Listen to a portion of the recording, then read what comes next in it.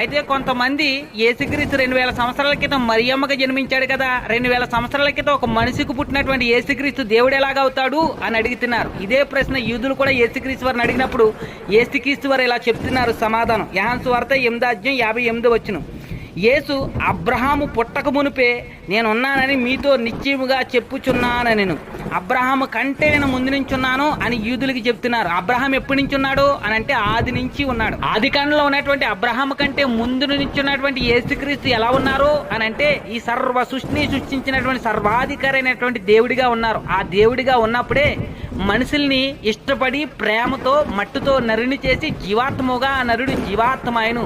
ఆ నరుడు దేవుడి మాటని ధిక్కరించి దేవుడికి విరోధంగా పాపం చేసి మరణించి నరకానికి పోవటం ఇష్టం లేక ఆ ఇష్టమైనటువంటి మనుషుల్ని నరకానికి తప్పించడానికై దేవుడే నరుడిగా ప్రభువైన యేసుక్రీస్తుగా ఒక కన్యకకి జన్మించి 33